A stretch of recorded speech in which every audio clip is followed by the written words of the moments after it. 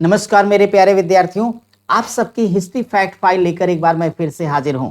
और एक बार फिर से आप सबको शुक्रिया और धन्यवाद, क्योंकि पीछे के जो भी सेशन गए हैं आप लोगों ने जबरदस्त तरीके से लाइक किया। अब आपके प्यारे प्यारे कमेंट के लिए एक बार फिर से आपको धन्यवाद। लेकिन तत्काल आज करेंगे शुरुआत, और आज की छोटी सी वीडियो आपके कई सारे कॉन्सेप्ट को क्लियर कर देगी, जिसमें जितनी महत्वपूर्ण खड़ दर्शन यानी दार्शनिक पद्धतियां हैं, वो शिक्षा केंद्र, संस्कार, संस्थाएं और नगरों के संस्थापक, बस 4 से 5 मिनट में सब कुछ हो जाएगा कवर। तो आप कहते हैं ना, एक नजर सब कवर। तो शुरू कर दीजिए एक बार आप लोग। देखिए, सबसे पहले हम आपको जो बात बताने जा रहे हैं, कुछ प्राचीन नाम हैं, और इन प्राचीन नामों के अगर हम संदर्भ में बात करेंगे माय डियर, तो ये जो प्राचीन नाम आप देख पा रहे हैं, इनके आज आधुनिक नाम क्या हैं, जहां से आपकी परीक्षा में प्रश्न आते हैं। तो जब कभी कोई कहता है कंबुज, तो आज कंबुज क्या बन चुका है? कंबोडिया।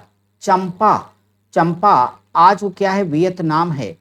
स्वर्ण भूमि, माय डियर, जब स्वर्ण भूमि कहता है तो आप समझिएगा आज का जो बर्मा है उसको स्वर्ण भूमि कहते माय डियर। और श्याम का मतलब थाईलैंड है।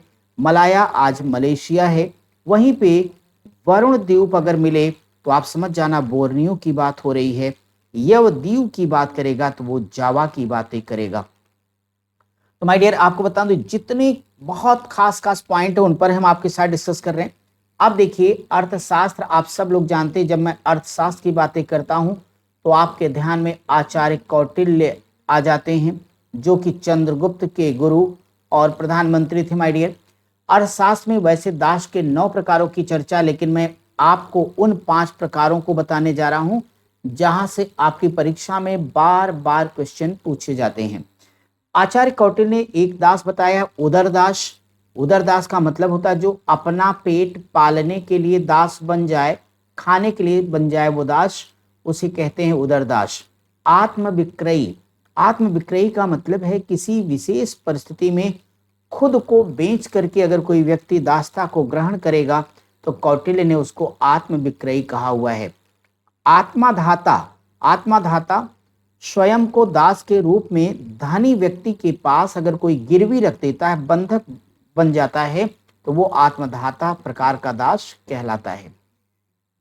दंड प्रणीत दास, अगर कभी ये सवाल आ जाए तो ध्यान रखिएगा, राज्य द्वारा लगाए गए आर्थिक दंड को ना चुका पाने के कारण अगर कोई व्यक्ति दास बन जाएगा तो दंड प्रणीत दास कहलाएगा। ध्वजाहंत, ध्वजाहंत युद्ध में अगर कोई बंदी बनाया है तो इस प्रकार से बना हुआ दास कहलाएगा ध्वजाहंत। अब कुछ दार्शनिक पद्धतियां जिनको आप डेली पढ़ते रहे, उन दार्शनिक पद्धतियों को हम खड़ दर्शन के नाम से जानते हैं। एक बार हमारे साथ सभी लोग कमेंट करते जाएंगे।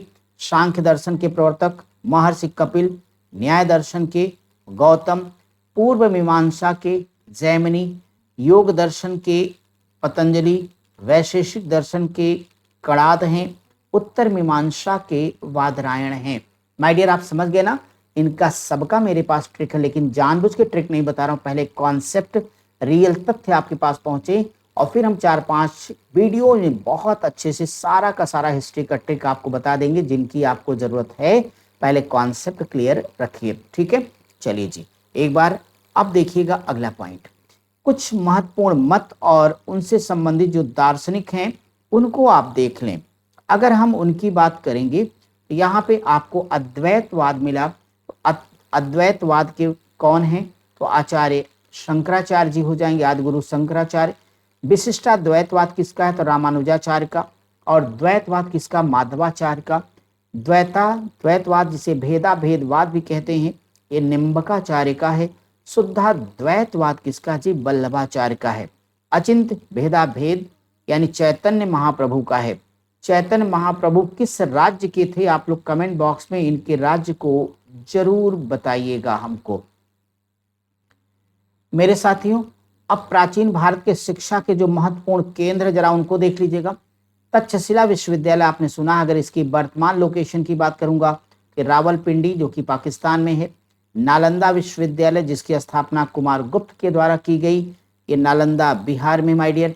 वल्लभी विश्वविद्यालय कहाँ पर है? गुजरात में है। विक्रमशिला महाविहार जिसकी स्थापना धर्मपाल के द्वारा की गई थी, बिहार में है। ओदंतपुरी की बात करें तो ये भी बिहार में है। और जगदल विश्वविद्यालय ये कहाँ पर है, तो ये आपका पश्चिम बंगाल में है। इसके बाद माय डियर खोडश महा संस्कार, जैसे हम 16 संस्कारों की बातें करते हैं, तो अब 16 संस्कारों में पहला आपका संस्कार कौन सा, तो ये गर्भाधान हो गया, दूसरा पुंसवन, तीसरा सीमांतोन्नयन, चौथा जात कर्म, पांचवा नामकरण, छठवां निष्क्रमण, सातवां अन्नप्राशन, आठवां आपका चूड़ाकरण, नौवां कर्णभेद, 10वां विद्यारंभ, 11वां आपका है उपनयन संस्कार, 12वां वेदारंभ, 13 केशांत और 14 नंबर आपका समावर्तन है, 15 नंबर आपका विवाह, 16 आपका अंत्येष्टि है। पढ़ाते समय हमने सबका शानदार ट्रिक भी बताया है, यहाँ कॉन्सेप्ट को आप रिवाइज कर लो। 16 संस्कारों को आप ध्यानपूर्वक देख लीजिएगा और चाहेंगे तो इनके नामों का प्रारंभिक अक्षर लेकर के प्यार से आप लोग एक बार ट्रिक लिख दीजिएगा कमेंट बॉक्स में। कुछ महत्वपूर्ण संस्थाएं जरा उनको देख लीजिएगा।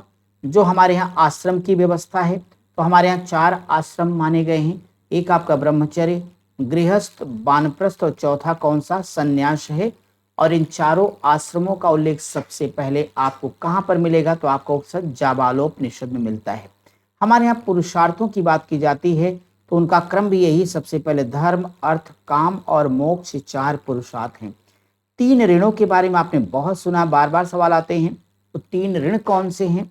एक आपका देव ऋण है, दूसरा ऋषि ऋण है और तीसरा पितृ ऋण होता है। पंच महायज्ञ की जब बातें की जाती माय डियर, तो आपके पास एक होता है ब्रह्म यज्ञ, पितृयज्ञ, देव यज्ञ, भूत यज्ञ और मनुष्य यज्ञ। आज के वीडियो में इतनी शानदार जानकारियां हमने आपको प्रोवाइड कर दी हैं। ये जानकारियां कैसी लगी है, बिंदास होकर के एक बार आप लोग कमेंट करिएगा और लगातार ये सेशन कंटिन्यू बना रहे, इसके लिए आपका बस एक बार वाई लिखना कमेंट बॉक्स में, एकदम स्पैम स्टाइल में लिख देना माय डियर। तो हम आपके लिए डेली का डेली इस तरह सेशन अब आपकी परीक्षा तक आता रहेगा।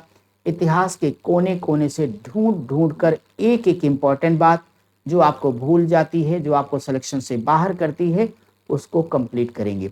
कुछ चीजें जो बहुत ही जरूरी हैं उनको हमने शॉर्ट्स में भी डाल दिया कि कुछ ही सेकंड में आपकी वो चीजें आपके माइंड के सामने से जब बार बार गुजरेंगी तो आपका तैयार हो जाएगा। बाकी आपकी लाइव क्लासेस का सब शेड्यूल पता है, क्योंकि हमने इस वीडियो का कॉन्सेप्ट रखा कि इसमें एक भी शब्द दाएं बाएं नहीं बोलूंगा, सिर्फ काम की बात बता के जाएंगे। तो आप मुस्कुराइए और साथ ही साथ कमेंट बॉक्स में हमको बताइए सेशन कैसा लगा। मिलेंगे फिर आपसे अगली क्लास में, तब तक आप मुस्कुराते रहिए, लेकिन लक्ष्य की तरफ पग एक एक कदम आप आगे बढ़ते रहिए। नमस्कार।